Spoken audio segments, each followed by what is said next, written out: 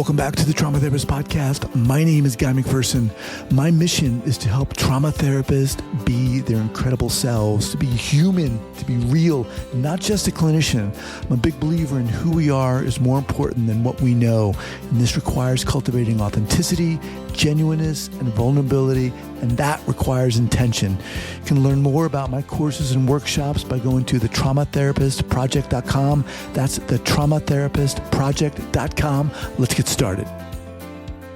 So 5, 4, 3, 2, and 1.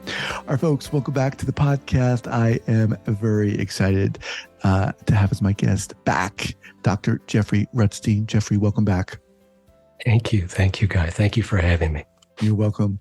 So Dr. Rutstein is a clinical psychologist and expert in the treatment of trauma, a certified Hakomi Mindfulness-Centered Somatic psychotherapist, and a meditation teacher who has been in private practice for over 37 years.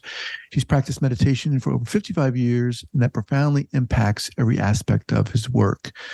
He has devoted his professional life to helping people reduce their suffering and struggle while empowering them to claim their strengths, their talents, and their unique abilities to live a more fulfilling and rich life. In partnership with Sounds True, Dr. Rutstein created and leads the 9-month Healing Trauma Program. This program focuses on empowering individuals through a comprehensive training in polyvagal insight and mindfulness practices that foster grounding, presence, connection, compassion, and healing. Awesome. Welcome back. Thank you. Thank you. So I want to remind everyone, share with them where you're from originally and where you are currently. In terms of physical location? Yeah.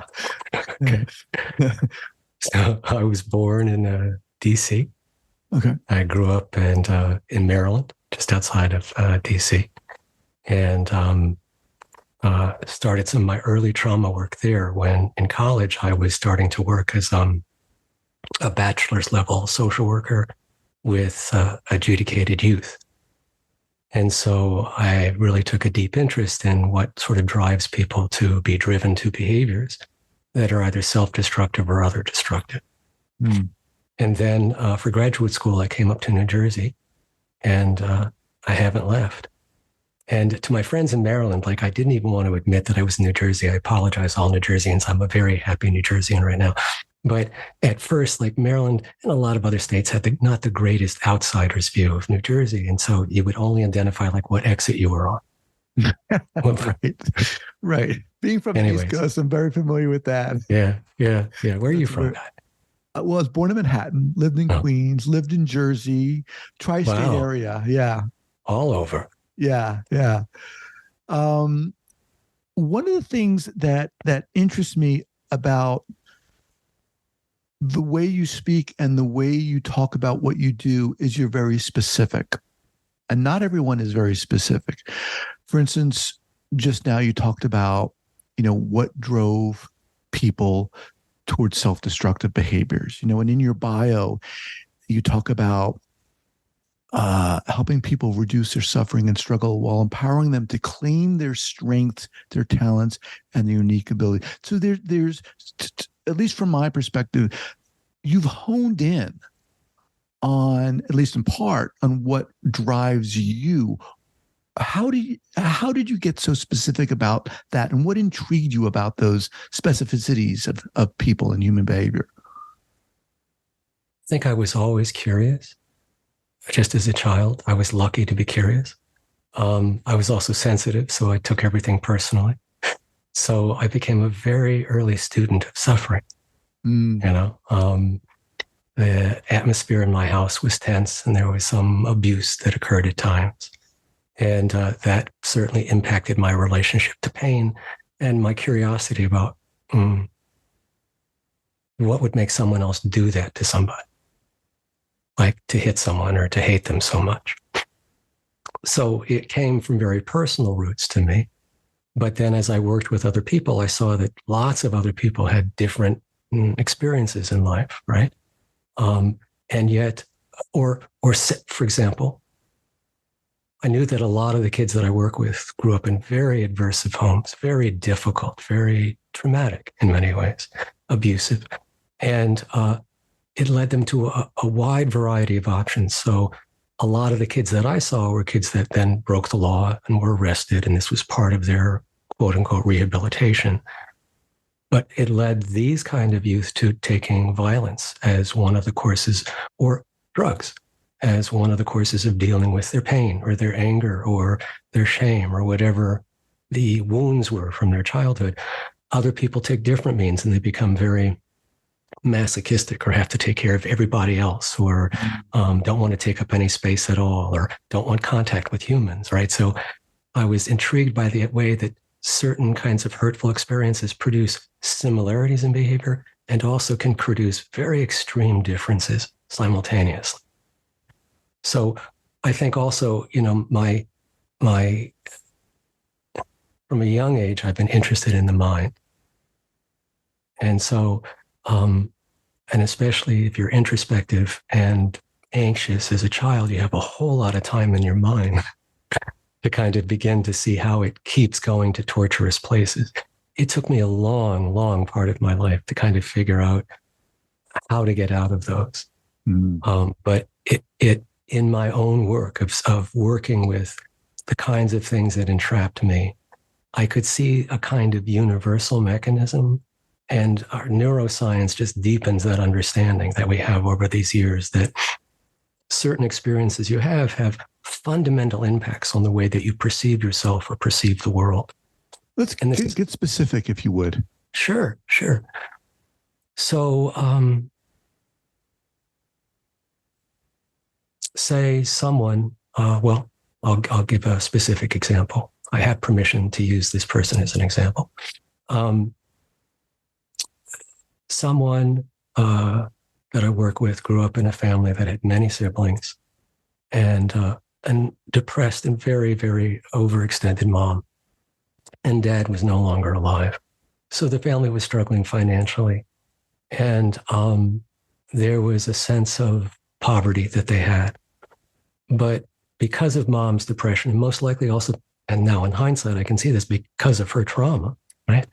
What she sort of was handing down to this panic and guilt and shame associated with not having money, that she blamed it on the children, why she didn't have money. And she blamed it on them being so expensive and that they were draining her dry. And this was when the kids were young. They weren't asking for cars. This was just putting food on the table and keeping the house rent paid and so on and so forth.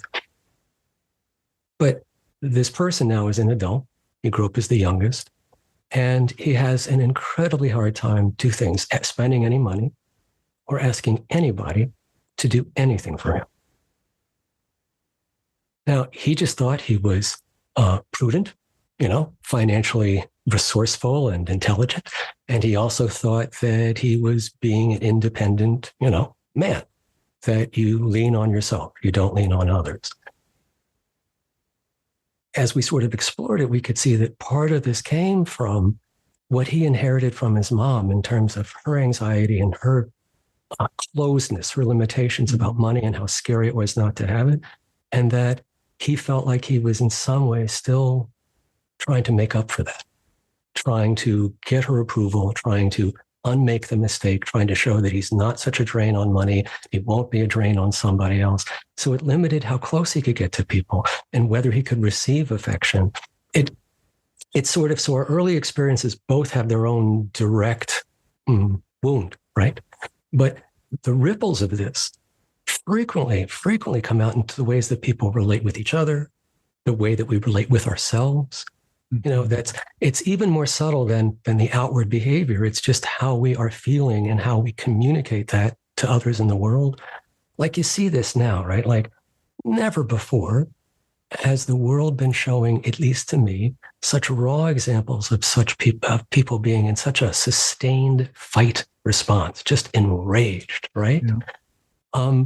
And that makes my nervous system feel less safe because this is going on. And I think that all of our nervous systems are perceiving that at some level, right? Definitely. So I think that, one of the things that we teach in the course, one of the things that's really important to me as an individual too, is also sort of helping people see that we don't have to be imprisoned by these habit patterns of beliefs and of limitations or of shame or of the burden of unresolved trauma, this does not have to stay in your body or in your mind, that we don't have to be prisoners to that, right? It's harm enough to go through a difficult experience, right? Once, let alone for some people, hundreds or thousands of times. But then beyond that, to have not only that pain, but then the pain of somehow I caused this, or I didn't do enough to stop this, or I deserve this, or I was told I deserve this, or someone told me not to go there, but I went there anyways. So we have the pain of the original affront or wound or betrayal or attack, but then we have on top of that, and this is where trauma and abuse in many, many ways, that they make it complicated because it pulls in this self-blame, this self-shaming that I've created this pain, that somehow there's something ugly or bad in me, and that's what's caused this, right? Mm-hmm. And to me, over time with trauma, that is one of the deepest legacies I think that people have, is this tendency to still carry and embody shame, right?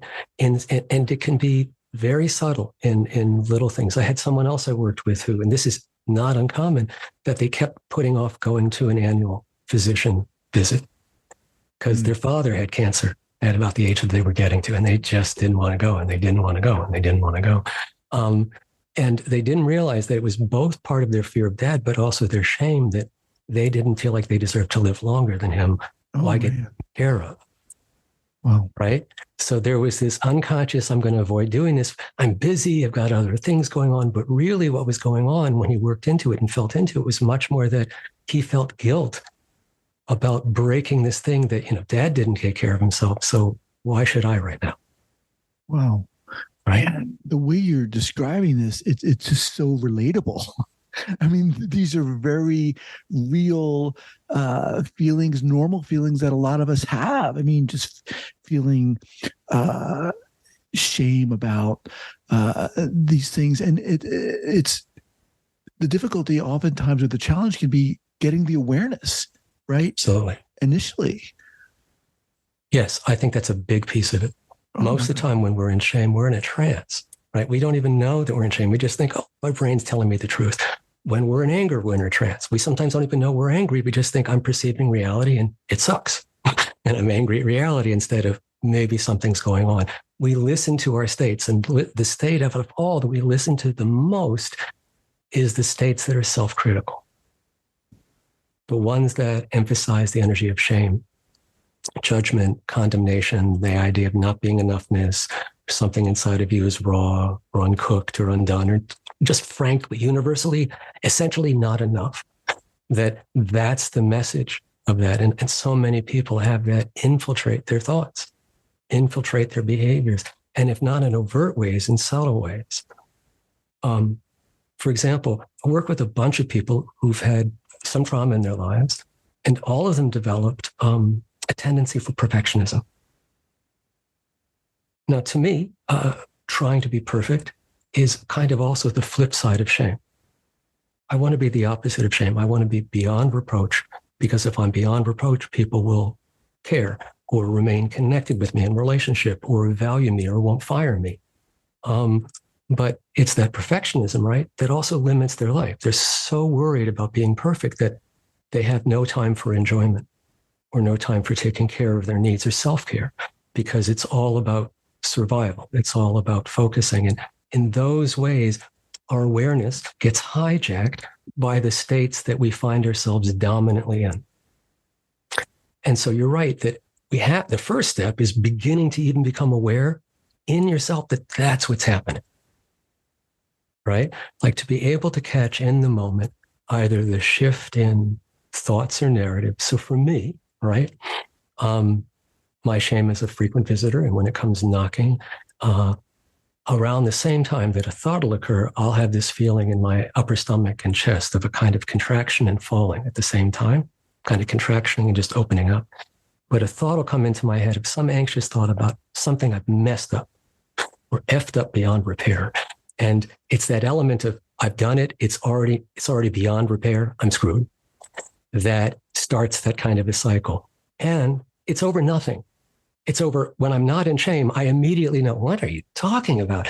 But in that moment, for that second, it feels totally real, totally believable, and I can get usurped by it. So part of it is beginning to notice when we get usurped by it. And part of it is also learning how to stay more present in the body versus just getting lost in the story of shame, because the story of shame is quite seductive. It'll just pull you in, right? I imagine, like a cartoon that has someone standing there and they're having a thought. It's a little bit of shame and it turns into this dark cloud. And the next second, all you see is empty tennis shoes and empty socks, because they've gotten sucked into this cloud of shame. That's where we go. Like we lose our grounding.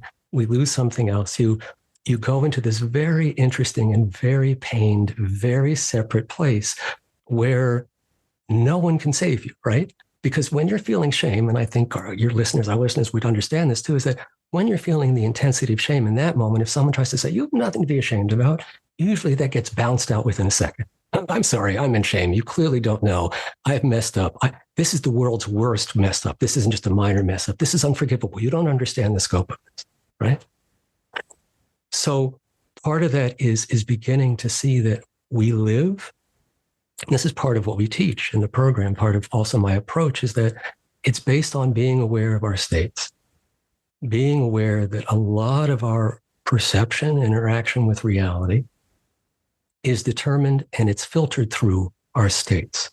So if you or anybody becomes anxious, two things will happen. Your brain will start projecting future, and will start projecting catastrophic events. Oh my God, I'm going to die, or the world's going to end, or I'm going to lose the person I love, or this job is not going to work now, whatever that is, right? Those are the two things. Anxiety will take you to some future event, not in the immediate moment. It'll be still moments from now or years or days from now. And most of the time, if people are chronically anxious, they just think that's reality. That's who they are. They don't understand that as long as they're that anxious, that anxiety is still casting a spell on their life. If they're that ashamed, that's casting a spell. If you're that chronically angry, irritable, that's casting a spell, because each time you're in one of those states, your mind is not really your own. It's being driven by the physiology of the state. And that includes what you think and amplifying what you feel, right? And instead of seeing this as, oh, I'm in this state or that state, it's like, oh, I'm angry. Well, in that moment you are. I don't know about you, but I have been so angry. Then to go to sleep and wake up the next day and wonder why I was so angry the night before. Like, it's laughable, right? In other words, depending on our state, it feels like absolute truth or not so much. Let me just pause here for a moment to thank our sponsors. I want to remind everyone that I'm speaking with Dr. Jeffrey Rutstein. We'll be back in 1 second. All right. So, wow, I'm listening to you.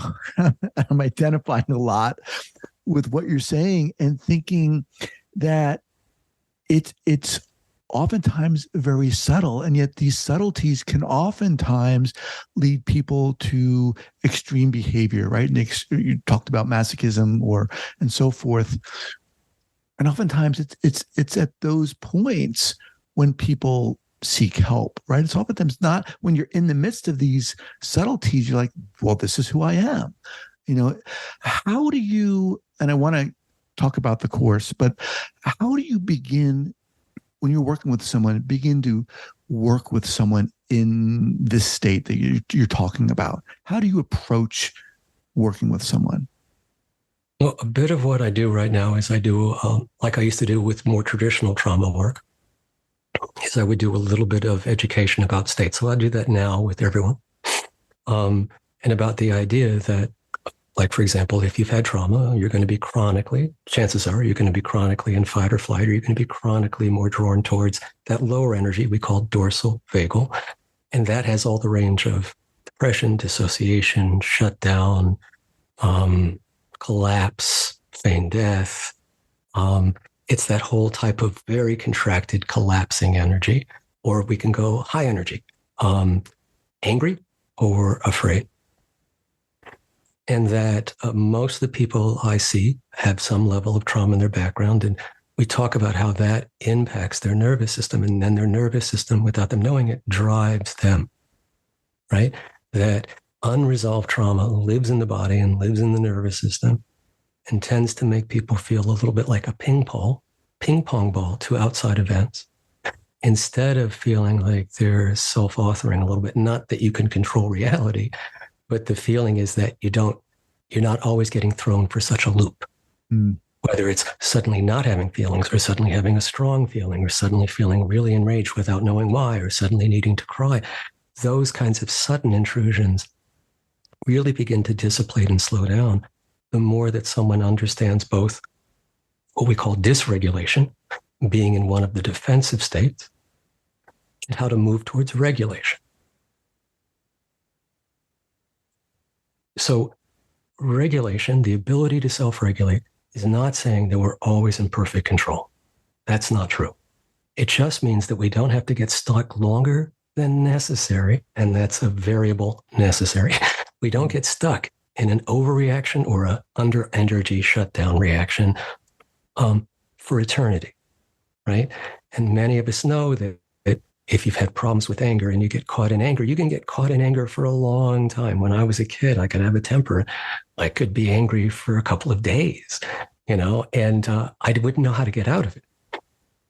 So when any of us get in a state of anger or sadness, intense states for days, it's extremely painful, causes tremendous suffering, and it's not helpful in terms of they're not doing something wrong, but it's not necessarily doing something that will help someone move forward. It just sort of keeps that neural pattern going. Mm. So the beginning is explaining a bit of that, and then helping people understand a few things about what they're prone to in their nervous system. We talk a little bit also about how this impacts how they perceive their spouse or their boss or their kids, right? And why they have trouble when their adolescent suddenly raises his now masculine voice. He now has a voice 2 octaves deeper. And now when he gets angry, she gets triggered where she didn't get triggered before, right? Mm-hmm. So she's becoming aware of these changes outside or eliciting different changes in her nervous system as well, as he now goes from safe in her nervous system to unsafe when he's angry. Okay. And before we start talking about the book, what is it within you, Jeffrey, that you feel allows you to do this work the way you do it?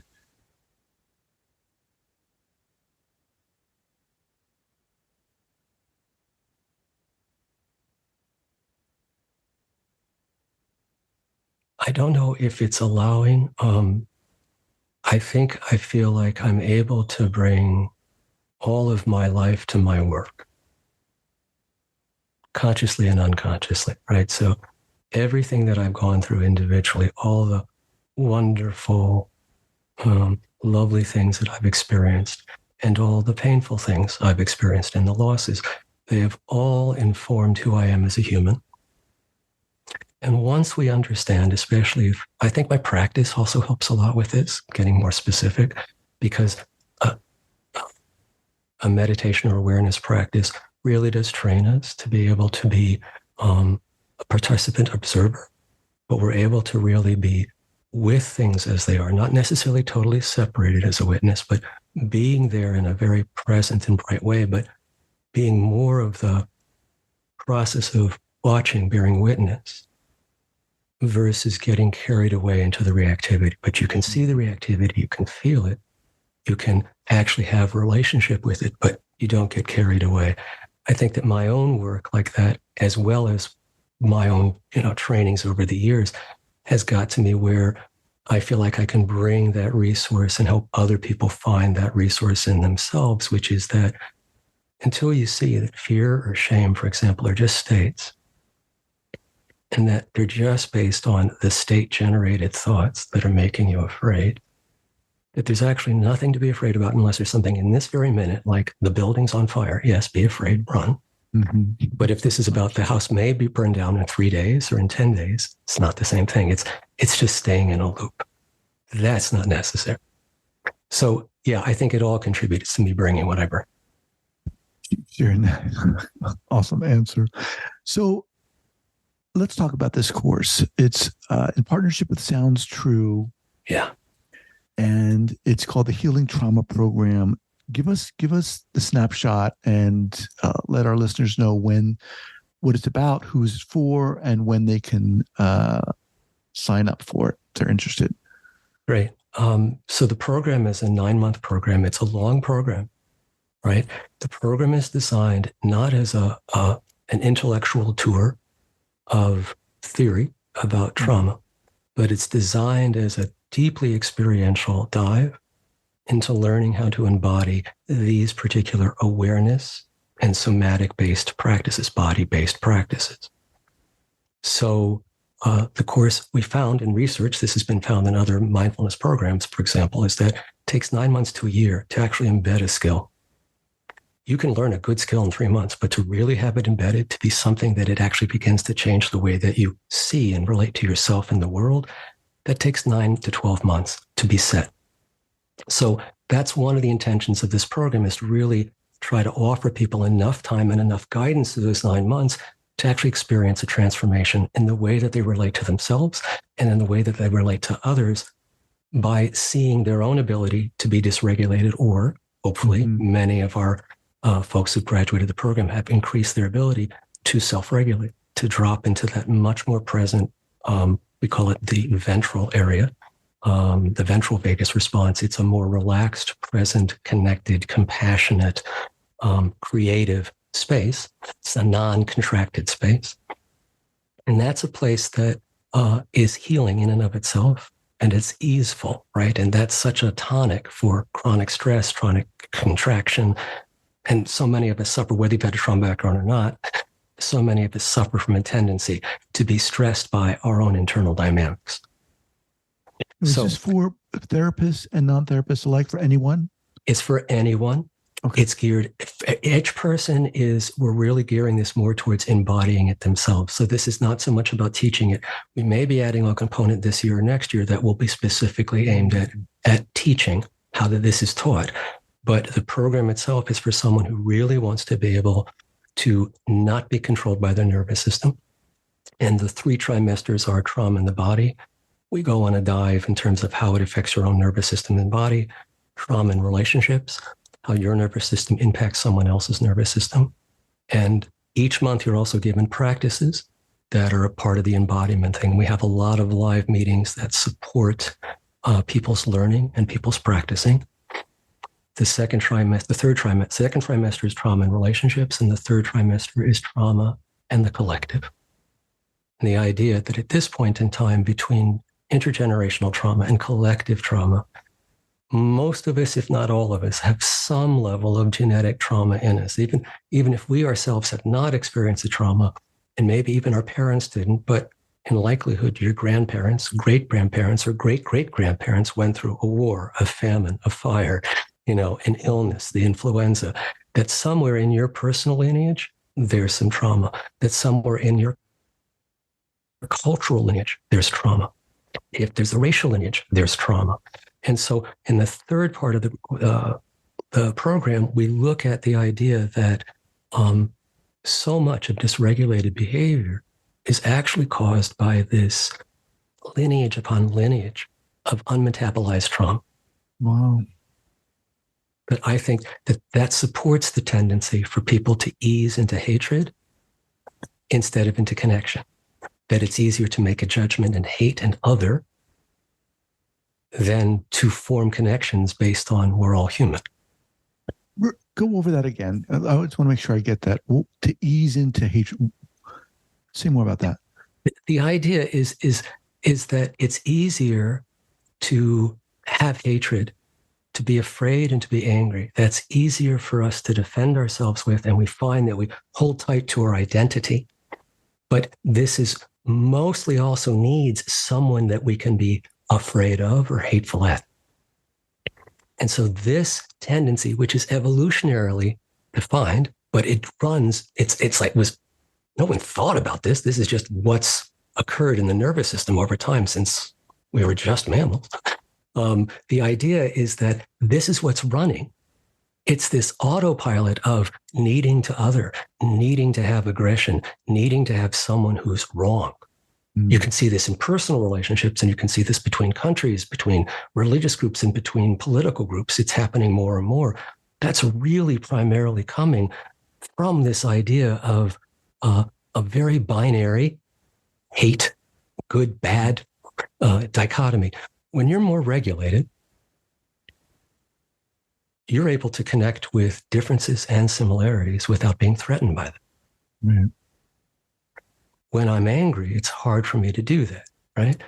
So that third trimester sort of supports this idea that the more regulated you are, the more that you can offer that kind of healing just by your presence alone, right? It's not even what people say.